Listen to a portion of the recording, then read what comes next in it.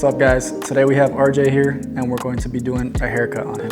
How you doing, RJ? I'm feeling good. Pretty good, pretty good. All right. So yeah, RJ, he's going over to the Air Force pretty soon. So he's basically giving me full freedom over his hair today, which is pretty cool because he has some nice hair. My idea of today's haircut is going to be a burst fade because I think it will look good on his hair, especially given that he has pretty dark hair, pretty straight hair. But with the lighter skin at the bottom, once we do a fade, it's gonna really pop when it blends in from skin to the dark hair.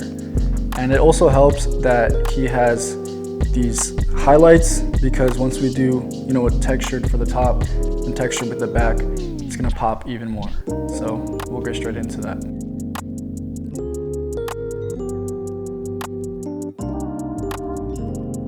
And before I like to do any haircut, I always like to inspect the head, whether it's just the hair texture, the hair type, or even just the head shape. And one thing I will say about RJ's head shape is if you look over here, you can see through his crown to his parietal in the back, it's actually pretty flat. Right there, you can see in the video. So I'm keeping that in mind to make sure that when I do create the shape, I don't cut this too short and I don't keep it too long, just so that we can create a silhouette which fills in this flatness through the head here. Meaning I can go tighter here and then keep the shape blending into the top so that we fill in this flatness of the head. First thing I'm gonna do is saturate the head a little bit, not too much on the sides just because we're going to fade that out. But I'm just going around saturating with the spray bottle, and then I will clip off the top from the sides just to keep that isolated.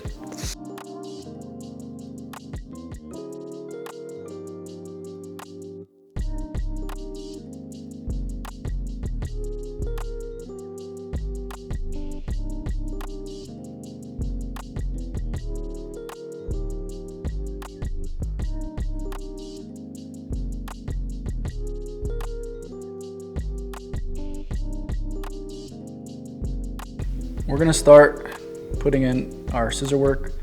This is basically the connecting point from the fade to the top. Where we establish this is pretty important. We don't wanna go too high. You don't wanna go too low. And a good way to find that is feeling where the head rounds. So it rounds right about here. This is the part that sticks out the most. This is around the middle of the parietal ridge. We wanna create our foundation right around there. And I'm doing a diagonal section because that's how we want to encourage the hair to grow, to flow. I'm establishing my first guide. I'm gonna keep my fingers to the scalp because our clipper work is gonna be that close anyways. And we're gonna cut this, establishing our first guide.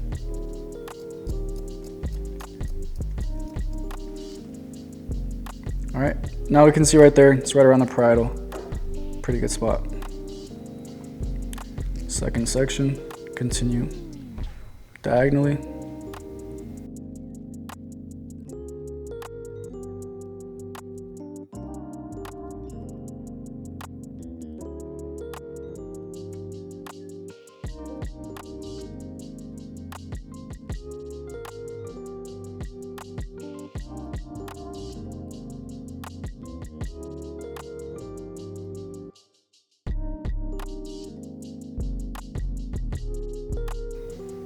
And we're gonna repeat that to this other side.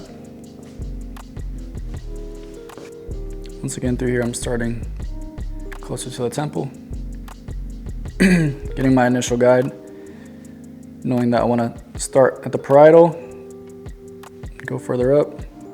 This time our fingers, we're cutting below the knuckles.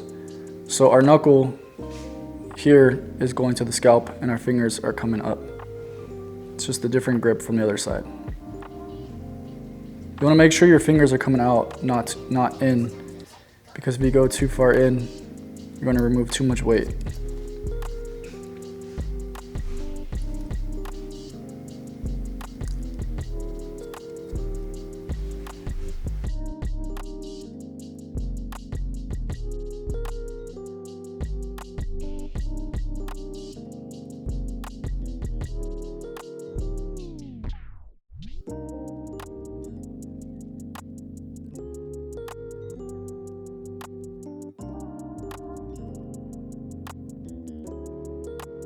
And essentially what we're gonna be doing is building up weight from top to bottom, going a little slimmer, just so that once again, we can create a stronger shape through the crown instead of having a shape like rounded or even too long in the bottom.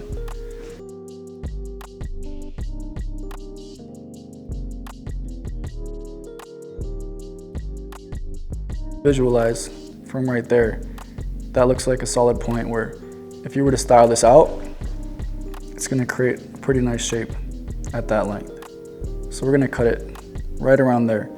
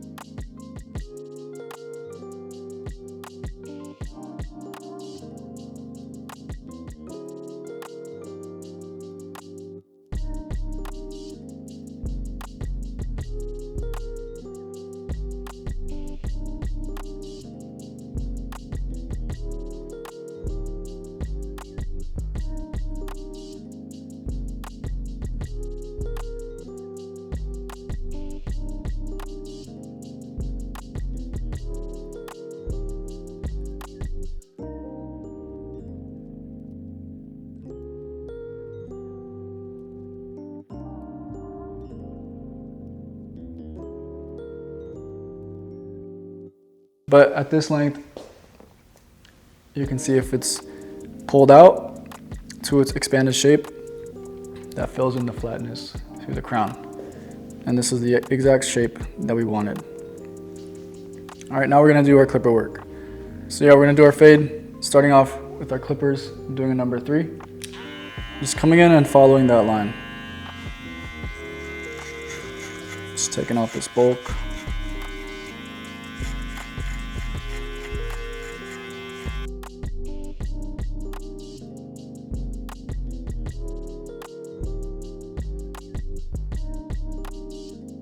Just a bit lower.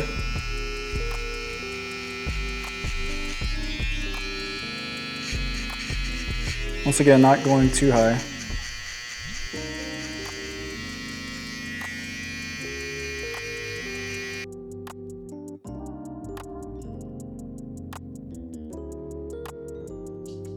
Now I like to come in with the shaver.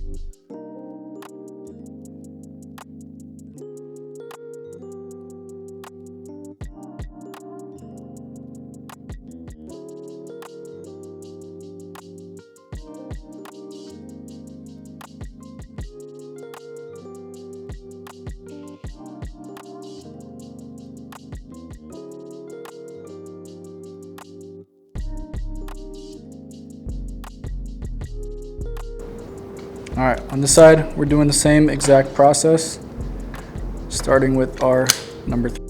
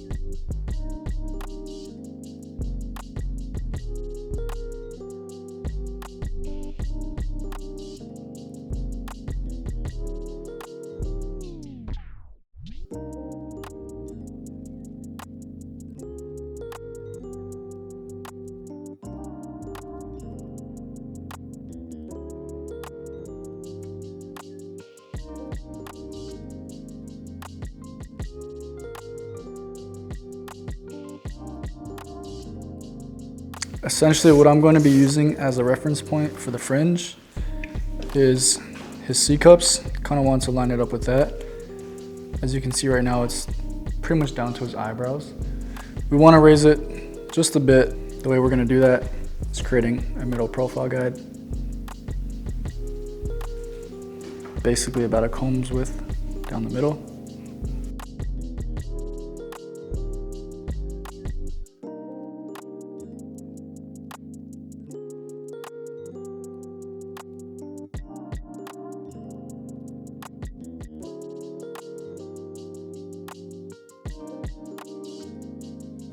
Now we have a profile guide. We're gonna establish our guide. So right here, we're just chipping off the very ends of it.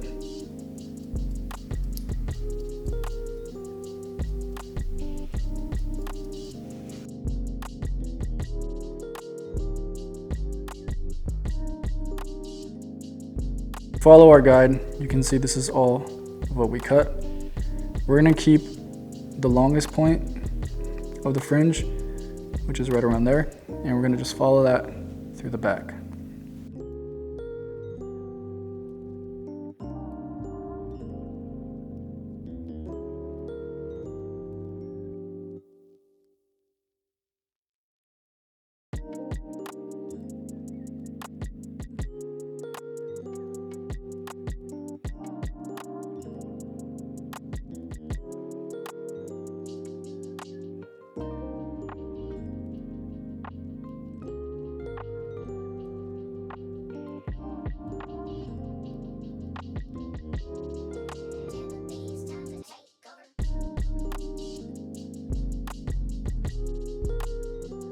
Now we're gonna come in, scissor over comb. That will just help it be a smoother transition.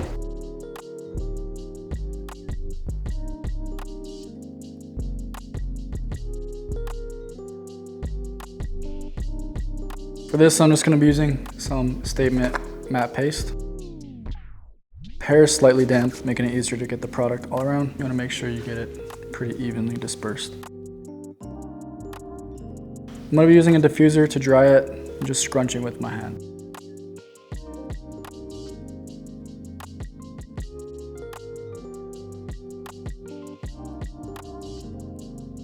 Alright, so as you can see, this is pretty much our final look. Looks a lot better than when he came in. Definitely a lot tighter, but we still kept a lot of the texture, a lot of the movement in the hair itself. We just added in a nice fade, and we made sure we kept the shape pretty solid with the back, just so you guys can see that. Like we mentioned, he has a pretty flat crown, but due to the way we cut it, can't even tell. But yeah, we're just gonna clean him up, get some final shots, and I hope you guys enjoyed watching.